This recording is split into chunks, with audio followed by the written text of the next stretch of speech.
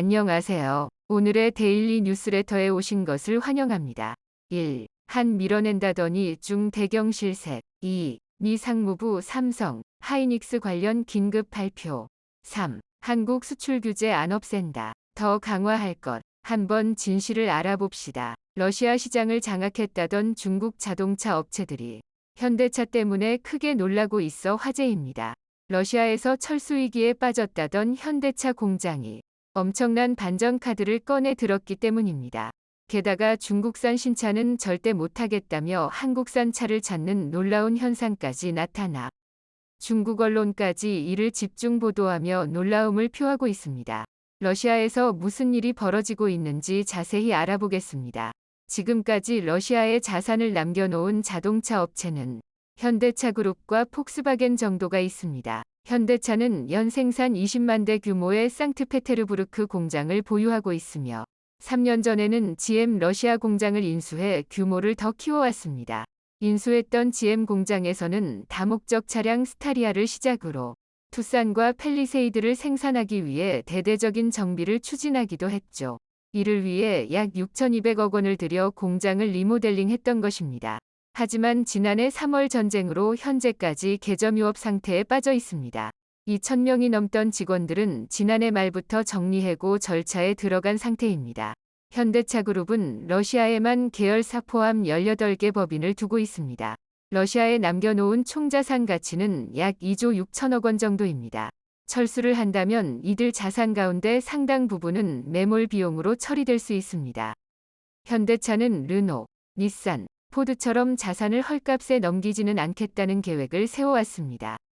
최근 닛산 자동차가 러시아 현지 업체에 매각됐으며 르노그룹 또한 지난해 5월 지분 100%를 모스크바 시정부에 매각한 바 있습니다.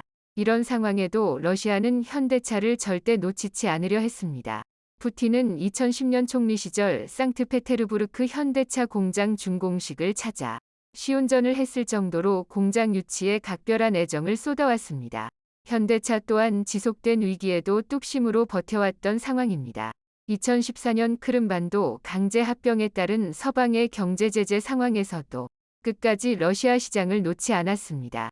루블화 가치 폭락으로 구매력이 떨어졌던 상황에서도 말입니다. 정몽구 명예회장은 2016년 상트페테르부르크 공장을 방문해 러시아 시장에 다시 기회가 올 것이므로 어려워도 포기해선 안 된다는 언급을 했습니다. 그 결과 현대차 그룹의 러시아 점유율은 28%대까지 올라섰으며 이는 르노 7.9%, 토요타 5.9%, 닛산 3% 등을 모두 합친 수치보다도 높았습니다.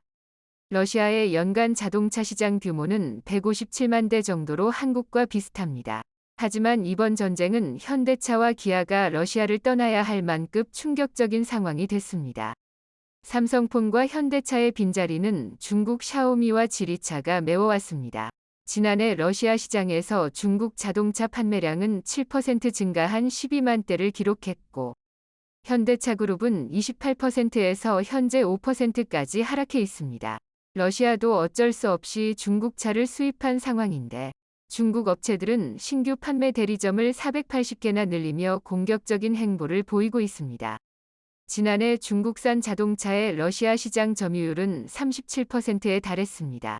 이는 종전 대비 4배가량 확대된 것입니다. 이에 중국 매체들은 러시아와의 경제 무역이 2천억 달러를 돌파하고 자동차부터 공작기계까지 러시아 시장 공백을 적극 메우고 있다는 보도를 했습니다. 중국은 13년 연속 러시아의 최대 교역 상대국을 유지하고 있습니다. 그런데 이번 전쟁 상황을 이용해 삼성이나 현대차가 장악했던 휴대폰과 자동차 시장까지 빼앗으려 하고 있습니다. 러시아 스마트폰 시장 1위였던 삼성은 35% 점유율을 보였지만 현재는 거의 0%까지 떨어져 있습니다. 그럼에도 러시아인들은 카자흐스탄 등 주변국에서 스마트폰 병행 수입 등으로 삼성 제품을 사용하기 위해 안간힘을 쓰고 있습니다. 게다가 러시아에서 신차 판매가 3분의 1로 줄어들었을 정도로 중국산 신차는 도저히 못하겠다는 여론이 퍼지고 있습니다. 지난해 러시아 신차 판매량은 68만 대로 전년 대비 60%가 급감했습니다. 판매액 또한 52% 감소하면서 1조 5천억 루블, 25조 원에 그친 상태입니다. 이런 상황에 러시아에서 들려온 소식은 중국을 경악해 했습니다. 최근 러시아 고위 관계자는 현대차가 러시아 공장을 카자흐스탄 측에 매각하는 협상을 벌이고 있다고 밝힌 바 있습니다. 동시에 러시아 정부는 현대가 인수했던 GM 러시아 공장 중 일부를 산업 인력 교육용으로 사용하는 방안을 논의하고 있음을 언급했습니다. 그동안 물밑 협상에 대한 얘기는 있었지만 러시아 정부 고위 관계자가 공식 석상에서 직접 언급한 것은 처음입니다. 관련 소식통에 따르면 협상은 마무리 단계에 접어들었고 이르면 6월쯤 카자흐스탄 자동차 회사에 매각하는 것으로 보도되고 있습니다. 현대차는 아직 완전한 결정을 내리지는 않았다고 밝혔지만 거의 기정사실로 전해지고 있습니다. 신화파이낸스 등 중국 매체들은 해당 내용을 집중 보도하며 현대차가 물러날 경우 중국 자동차사의 점유율 확대를 기대하기도 했습니다. 하지만 그 매각 대상이 드러나자 대경실색 반응을 보이고 있는 상태입니다. 현대차의 카자흐스탄 합작 파트너사인 아스타나 모터스로 확인됐기 때문입니다. 해당 회사는 지난 1992년부터 자동차 판매 및 서비스 분야에 종사하고 있으며 자회사로는 현대트랜스 얼마티 상용차 공장과 현대트랜스 카자흐스탄 승용차 공장을 운영하고 있습니다. 현대차의 크레타와 엑센트 등을 생산하고 있는 상태인데 현지 연간 최대 생산 능력은 4만 5천 대 정도로 아스타나 모터스는 사실상 현대가 운영하는 기업입니다. 현대가 러시아 공장을 아스타나에 넘기기로 한 것은 러시아에서 철수하더라도 상황이 좋아지면 재매입 기회를 열어둔 것이란 분석입니다. 현대차는 구GM 공장을 포함해 전체 공장을 모두 넘기는 방향으로 고심하고 있습니다. 아스타나 대표는 최근 현장 실사를 위해 러시아를 방문하기도 했습니다. 결국은 매각 쪽으로 방향을 잡아 조만간 공식 발표가 이뤄질 전망입니다. 카자흐스탄은 과거 소련 연방이었던 지역으로 수출이나 러시아 현지 생산에서 비교적 자유로운 편입니다. 러시아는 국제산업 주요 파트너 국가로 카자흐스탄을 지목하고 자동차 생산 관련 협력 강화에 나서고 있습니다. 작년 미하일 러시아 총리가 카자흐스탄에 방문해 현대차 러시아 공장 자동차 생산 협력에 집중할 계획이라고 밝히기도 했습니다. 현대차는 최근 카자흐스탄으로의 수출을 위해 상트페테르부르크 공장 일부를 재가동한 것으로 나타났습니다. 재고 물량 소진을 위해 일부 라인을 가동했다는 설명이지만 향후 공장 인수 후 생산 과정에 대한 테스트 성격으로 보는 시각이 많습니다. 결국 카자흐스탄 합작사도 현대차의 뜻에 따라 움직일 가능성이 높습니다. 러시아인들의 한국산 차에 대한 식지 않은 열기는 중고차 구입에서도 확인되고 있습니다. 우크라이나 전쟁에 따른 국제사회의 러시아 제재가 이어지면서 국내 중고차 수출이 뜻밖의 호황을 맞고 있습니다. 2월 한국의 러시아 중고차 수출액은 전년 대비 100% 이상 늘어난 것으로 나타났습니다. 카자흐스탄 등 러시아 인접 국가로 수출되는 중고차도 늘고 있습니다. 이들 국가가 러시아로 향하는 우회 수단으로 이용되고 있는 데다 전쟁 특수에 따른 경제 활성화로 중고차 수요가 늘었다는 것이 업계 분석입니다. 러시아인들은 비교적 가격이 높은 신차급 중고차를 선호하고 있습니다. 대러 중고차 수출 단가는 전쟁 전 대당 1만 9천 달러에서 지난해 2만 9천 달러로 몰라서 있습니다. 전체 수출 중고차 단가 7,300달러의 4배가 넘습니다. 러시아로의 수출 대수 또한 2021년 2,300대에서 작년 1만 9,600대를 기록했습니다. 지난해 국내에서 수출된 중고차 대수는 40만 4천 대였는데 러시아로 향한 비중은 0.5%에서 4.9%로 뛴 상태입니다. 인천항을 통해 러시아로 수출된 차량은 2021년 1,800대에서 작년 1만 2천 대로 급증했습니다. 작년 말부터는 동해 묵호항에서 러시아로의 중고차 수출도 이뤄지고 있습니다. 블라디보스토크항으로 가는 것인데 향후 5월 2에서 3회로 늘린다는 계획입니다. 산업통상자원부가 발표한 전략물자 수출입고시 개정안에 따르면 다음 달부터 러시아, 벨라루스를 대상으로 대당 5만 달러 이상의 자동차 수출이 금지될 전망이지만 업계에선 대러 수출에 큰 영향을 미치지 않을 것으로 보고 있습니다. 러시아와 관세 동맹이 체결돼 있는 카자흐스탄, 키르기스스탄 등으로 1차 선적을 한 뒤 비관세 규정을 적용받아 다시 러시아로 재수출하는 방법도 있기 때문입니다. 지금까지 카자흐스탄으로 수출된 고가 차량 상당수는 최종적으로 러시아로 재수출된 것으로 확인되고 있습니다. 러시아 주요 은행은 국제 결제 시스템 스위프트에서 퇴출돼 무역 거래가 힘들어졌지만 중고차는 규제를 받지 않는 지방은행을 통해 거래가 가능합니다. 러시아로의 수출 증가에 힘입어 지난달 국내 중고차 수출 대수는 4만 3천 대로 전년 동월보다 37%나 증가했습니다. 이는 전월 3만 8천 대보다도 12% 증가한 수치입니다. 수출 금액 증가폭은 이보다 큰데 전년 대비 136%나 증가했죠. 이 같은 추세가 이어진다면 연간 중고차 수출 대수는 50만 대, 수출 금액은 40억 달러에 이를 것으로 보고 있습니다. 현대차그룹은 모레부터 중고차 사업에도 속도를 내고 있습니다. 출고 5년 내 주행거리 10만 km 이내의 차량 중 200여 가지 항목의 품질 테스트를 거친 중고차를 선보인다는 구상입니다. 확보한 중고차는 국내 소비자에게 판매되거나 수출도 추진하고 있습니다. 그중 상당 물량이 러시아로 향할 가능성이 높다는 분석입니다. 중국 언론들은 한국 중고차가 러시아로 집중 수출되는 점에 경악하고 있습니다.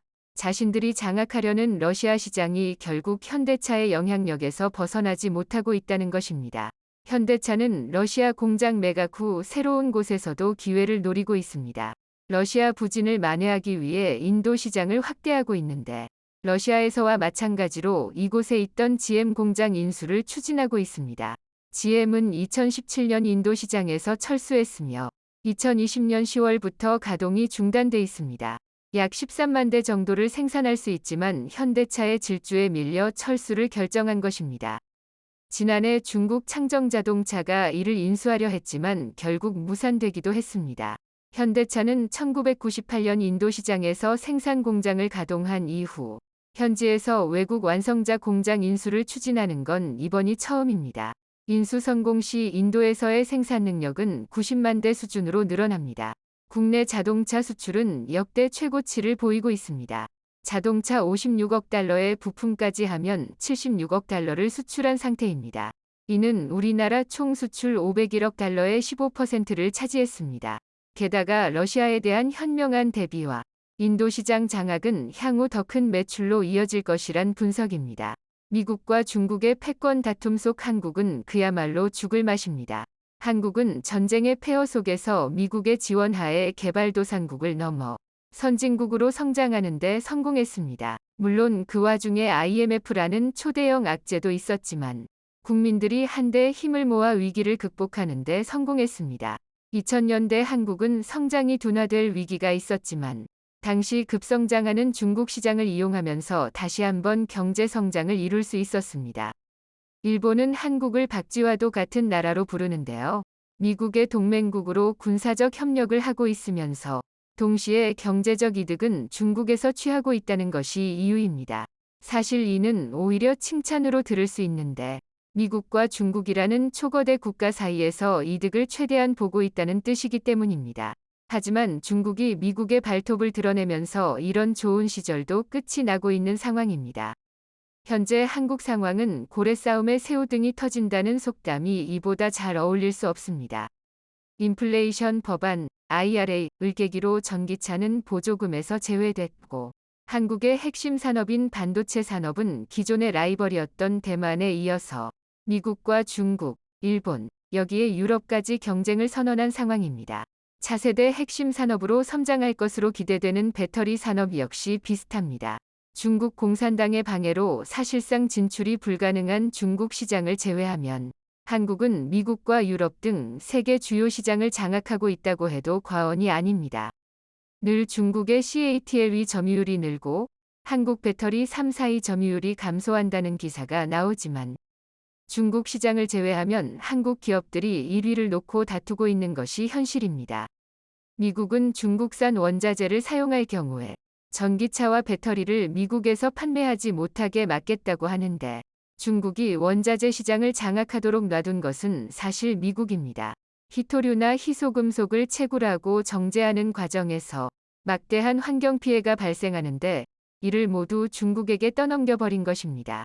최근 미국이 IRA를 계기로 자국 내에 공장을 지으라고 압박하면서도 멕시코에 손을 내민 것도 환경오염이 발생할 수 있는 1차 산업은 미국이 아닌 다른 곳에서 하라는 의미이기도 합니다. 최근에는 미국이 중국의 첨단 반도체 장비 수출을 금지하면서 삼성전자와 SK 하이닉스를 견제하려는 움직임을 보이고 있습니다. 최근 미국 상무부 산업안보국은 미국의 첨단 반도체 제품과 기술에 대한 대중 접근 제한 조치 2건을 발표했습니다. 먼저 인공지능 AI과 슈퍼컴퓨터에 쓰이는 반도체 칩의 중국 수출을 제한했고, 중국 반도체 생산 기업의 미국산 첨단 반도체 장비 판매를 사실상 금지한 것입니다. 중국에서 첨단 산업에 사용할 반도체 수출을 막음으로써 인공지능이나 슈퍼컴퓨터 등 차세대 기술 개발을 막고 중국이 목표로 하는 반도체 자체 생산까지 막겠다는 계획입니다. 상무부의 조치로 인해 미국 기업들은 18나노 이하 D램과 128단 이상 낸드 플래시, 핀팻 또는 가팻, GAAFET 등 비평면 트랜지스터 구조의 16나노미터 로직 반도체와 14나노미터 이하 로직 반도체 기술 및 생산 장비의 수출을 할 수 없게 됩니다. 삼성전자와 SK 하이닉스 두 기업은 중국에 공장을 가지고 있고 꾸준히 투자를 진행해 왔습니다. 그런데 미국이 중국의 장비 수출을 막아버리면 지금까지 한 투자금을 모두 날릴 수도 있게 됩니다. 여기에 미국은 반도체 지원법을 발표하면서 미국 정부의 지원금을 받은 기업은 중국과 거래를 금지한다고 발표했습니다. 바이든의 방한 당시 미국에 투자를 약속한 삼성전자가 규제 대상이 될 수밖에 없는 상황입니다. 이 상황에서 정부의 역할은 무엇보다도 중요합니다. 한국 기업들의 이익을 지키는 것이 곧 국가와 국민의 이득으로 이어지기 때문입니다. 다행히 정부의 노력과 기업들의 로비를 통해 삼성전자와 SK 하이닉스는 이번 중국 수출 규제에서 제외되는 모습입니다. 한국 정부가 미국과 사전 협의를 통해 중국 내에서 운영 중인 한국 공장의 생산에 차질이 없도록 장비 공급을 보장받았다는 것입니다. 상무부는 미국 기업의 중국 수출 제한 조치를 발표하면서 외국 기업은 개별 심사를 통해 슈퍼컴퓨터 등 첨단 기술 연구 개발에 영향을 미치지 않는 선에서 조건에 해당하는 장비와 부품 교체를 위한 수출은 허용한다고 밝혔습니다. 이에 따라 한국 기업들은 당장 사용할 수 있는 장비 반입이 가능하게 된 상황입니다. 동종업계에서는 불확실성이 해소됐다며 긍정적인 반응을 보이면서 중장기적으로 중국 업체들과의 기술 격차를 더 벌릴 기회가 될 것으로 예상하고 있습니다. 다만 미중 갈등이 심화될 경우 추가적인 장비 반입이 불가능할 수도 있고 아예 중국이 반도체 장비를 압수할 가능성도 있습니다. 중국은 미국의 제재 조치 이후 14나노 이상의 반도체를 만들기 위한 EUV 중고 장비를 마구잡이로 사들이는 등 막무가내 행보를 보이고 있기 때문입니다. 현재 삼성전자는 낸드 플래시의 38%를, SK 하이닉스는 D램 50%와 낸드 25%를 중국에서 생산하고 있습니다. 메모리 반도체에서는 삼성전자와 SK 하이닉스가 세계 1, 2위를 다투고 있고 비메모리 반도체에서도 삼성전자가 TSMC에 이어 세계 2위를 차지하고 있습니다.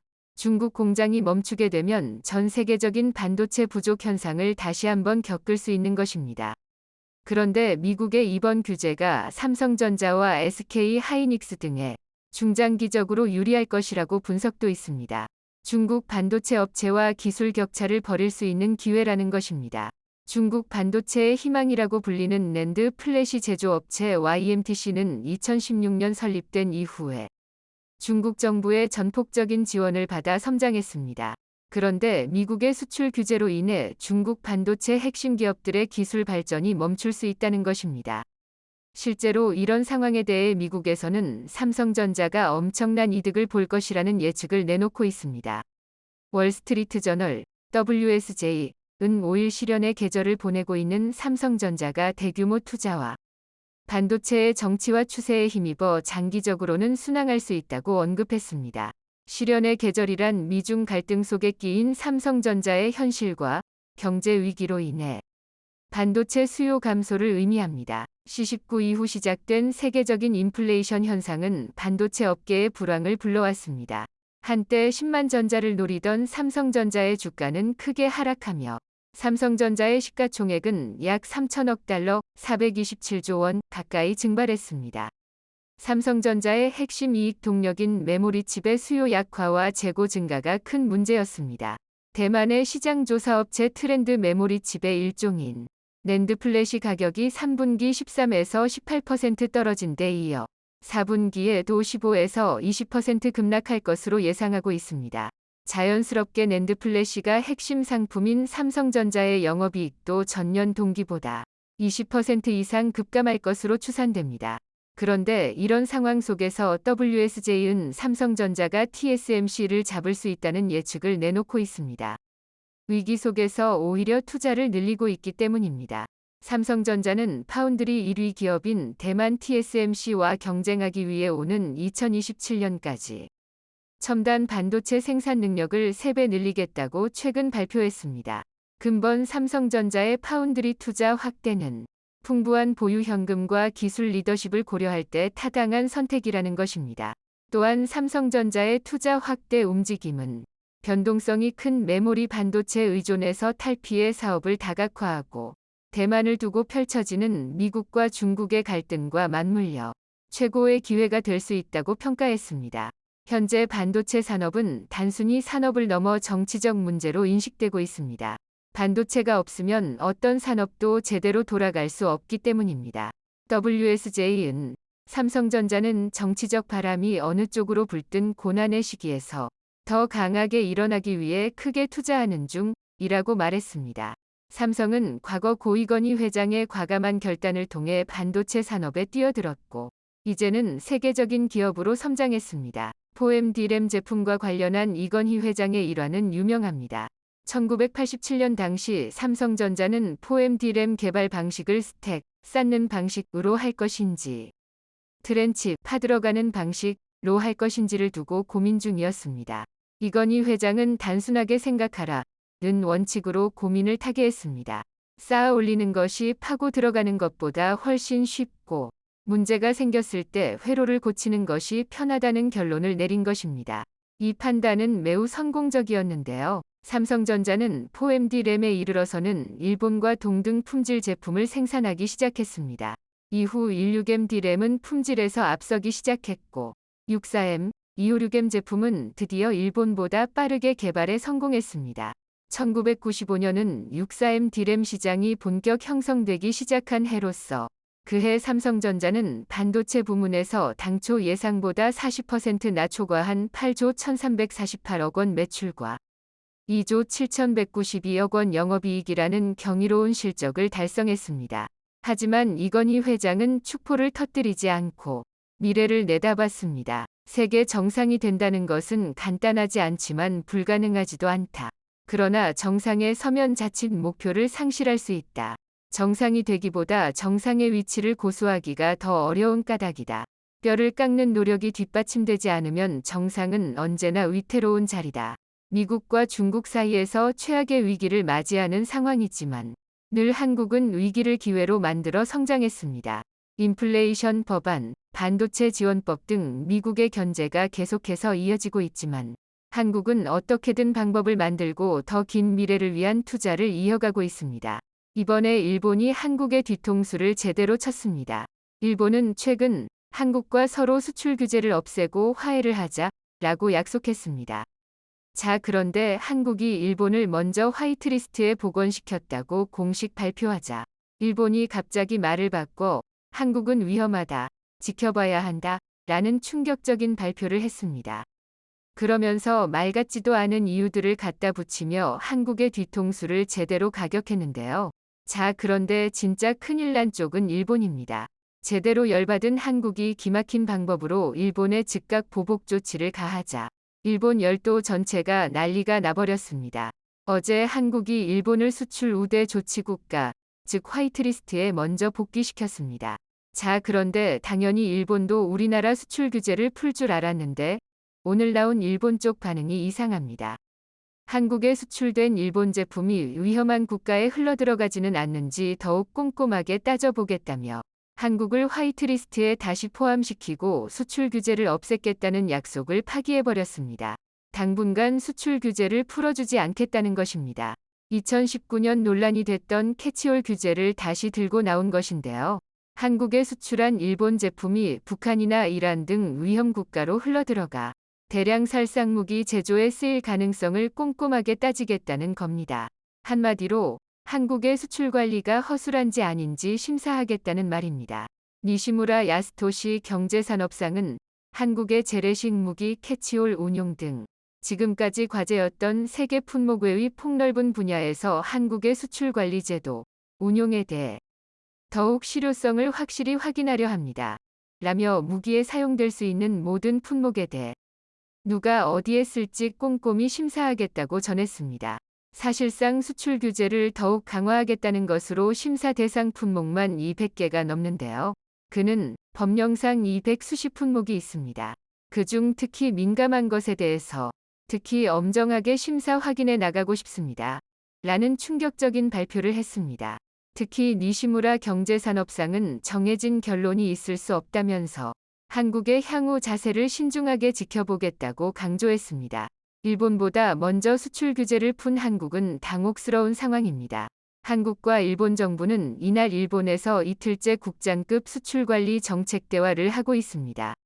한국이 일본을 다시 화이트리스트에 포함시키면서 한국 기업이 일본의 전략물자 수출을 신청할 때 심사 시간이 기존 15일에서 5일로 단축되고 개별 수출 허가의 경우 신청 서류가 5종류에서 3종류로 줄어들었습니다. 일본을 다시 한번 믿고 이러한 결정을 내렸는데 일본은 한국의 뒤통수를 제대로 너무나 충격적인 뒤통수를 때렸습니다.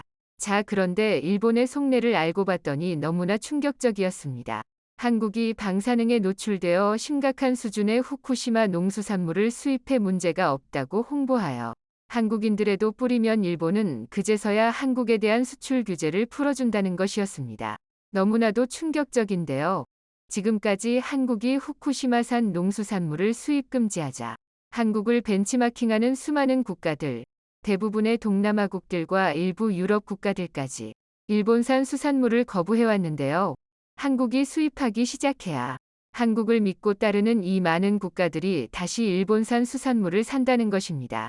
자, 그런데 일본의 바람과는 반대로 한국은 일본의 후쿠시마산 수산물 수입 금지를 다시 한번 천명했습니다. 앞으로 최소 수백 년은 일본 후쿠시마산 수산물이 한국인들의 밥상 위에 올라오는 일이 없다는 것입니다. 한국이 이렇게 계속해서 후쿠시마산 수산물을 금지시키자 세계 주요 외신들도 큰 관심을 가지고 대대적으로 보도하기 시작했는데요. 영국의 BBC는 후쿠시마 제1발전소에서 방사능 측정 업무를 맡았던 일본인 50대 남성이 방사선 피폭으로 사망했다고 대대적으로 보도했습니다. 한 전문가는 한국이 일본 후쿠시마산 수산물을 수입 금지한 이유를 알겠다며 미국, 유럽연합, 그리고 영국도 일본산 수산물을 한국처럼 보이콧해야 한다고 주장했습니다. BBC는 이어서 일본 보건복지부는 방사선과 의료진 및 전문가들로 구성된 의원회와의 회의 이후 사망한 근로자의 가족에게 피해 보상을 하기로 결정했다며 일본산 수산물이 얼마나 위험한지를 알렸습니다. 이뿐만이 아닙니다. 한국의 집요한 의심과 인맥을 총동원해 일본 후쿠시마 제1원전 방사능 오염수의 해양 방류 계획에 대한 안전성 검증팀인 국제원자력기구 IAEA에 한국이 참가했는데요. 일본은 원래 한국을 빼놓고 하자고 계속해서 주장했지만 한국이 승리했습니다. 결국 국제원자력기구에 한국이 참여하게 되었고 일본이 감추려던 충격적인 것을 한국이 찾아냈습니다. 수중 로봇 탐사선이 촬영한 일본 후쿠시마 제1원자력발전소 1호기의 원자로 내부입니다. 녹아내린 해결료 잔해들이 잔뜩 쌓여 있습니다. 원자로를 둘러싸고 있던 콘크리트는 사라지고 철근이 그대로 드러나 있습니다. 이 영상을 정밀 분석한 도쿄전력은 원자로 압력용기 바닥에 구멍이 뚫렸을 가능성이 높다고 원자력규제위원회에 보고했습니다. 영상에 검은 빈 공간처럼 보이는 곳이 있는데 원래는 제어봉으로 막혀 있어야 한다는 겁니다. 원자로 압력용기 안에는 핵연료봉 다발이 들어있고 그 아래로 핵분열을 조절하는 제어봉들이 연결돼 있습니다.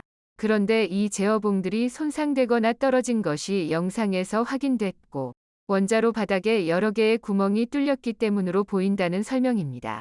미조가미 시냐 도쿄전력 부장은 제어봉 일부는 있어야 할 곳에 없다는 상황이 확인되었습니다. 라고 전했습니다. 더 충격적인 점은 원자로 내부 콘크리트 손상이 심한 만큼 후쿠시마 지역에 또다시 강한 지진이 발생할 경우 원자로가 아예 붕괴해버릴 우려가 있다고 전문가들은 지적했습니다. 또 한 번 더 충격적인 후쿠시마 원전 폭발 사고가 지금 당장에라도 충분히 일어날 수 있다는 것이죠. 이렇게 한국의 집요함 덕분에 허점을 찾아냈고 결국 도쿄전력도 인정했는데 일본 정부만 이를 인정하지 않고 오염수 방류를 강제하려 하고 있습니다. 일본은 왜 이렇게 위험한 무리수를 더 가면서까지 이렇게 오염수를 방류하려 하는 것일까요? 삼중수소는 반감기가 12년이라서 육지에서 24년간 보관한 뒤 방류하면 위험성이 4분의 1로 줄어드는 셈인데 일본은 지금 당장 이 원전 오염수를 방류하려 하고 있습니다. 일본의 속내는 결국 돈이었습니다. 다핵종 제거 설비, 알프스, 소위원회 보고서에 따르면 일본 내 처리 방식인 오염수 지하 매립에는 2,431억 엔이, 수소 배출에는 1,000억 엔이, 수증기 배출에는 349억 엔이 필요한 것으로 계산됐습니다. 그런데 해양 방류에는 증기 배출의 10분의 1 수준인 34억 엔만 필요했습니다. 바다 방류의 비용 절감 효과는 장기 저장과 비교할 때 더욱 두드러집니다. 일본 민간 싱크탱크인 일본경제연구센터는 2019년 오염수를 방출하지 않고 저장했을 때 원전 폐로 시점 2051년 예상까지 81조 엔이 필요하다고 분석했습니다. 네, 그렇습니다. 일본은 오염수를 지금까지 저장해왔는데 이를 바다에 뿌려버리면 810조 원을 아낄 수 있다는 것입니다. 자, 그런데 일본이 아낀 810조 원은 고스란히 주변국들의 더 많은 피해로 다가옵니다. 일본이 원전 오염수를 바다에 버리면 우리나라는 직접적인 피해를 볼 것으로 보입니다. 원전 오염수는 바다에 버려지는 순간 북태평양 해류와 쿠로시오 해류를 타고 태평양을 한 바퀴 돌아 우리나라 인근 해역으로 유입됩니다. 조사기관이나 전문가에 따라 오염수가 도달하는 기간에 차이가 있긴 하지만 대체로 방출 4에서 5년 뒤에는 영향을 미친다는 것이 일반적입니다. 이와 관련 독일 헬름홀츠 해양연구소가 국제학술지 환경연구레터스에 발표한 후쿠시마 앞바다에서 태평양으로 방류된 세슘 137의 장기 확산 모델 시뮬레이션 논문에 따르면 원전에서 방류된 세슘 137은 후쿠시마 원전 앞바다에 흐르는 쿠로시오 해류와 만나 러시아 쪽으로 이동. 북태평양 해류와 캘리포니아 해류, 북적도 해류를 타고 북미 연안, 적도, 아시아를 거쳐 약 4년 만에 우리나라 동해에 도착했습니다. 일본은 바다에 뿌려 810조 원을 아끼는 대신 한국은 이 일본의 오염수 때문에 1,000조 원이 넘는 피해를 입을 수 있다는 것입니다. 자, 그런데 한국이 해외 모든 네트워크를 총동원해 이 사실을 적극 홍보에 나섰고 이미 유럽연합과 아세안은 한국의 편에 서 일본의 해양 오염수 방류를 반대한다고 공식 발표했습니다. 일각에서는 일본이 방류를 하는 대신 주변국에 그에 합당한 배상을 해야 한다고 주장하고 있는데요. 예상 못한 전개에 일본 정부는 망연자실해하고 있습니다. 영상이 도움이 되셨다면 구독과 좋아요 부탁드리며 오늘도 감사합니다. 최고로 멋진 하루 보내시길 바랄게요.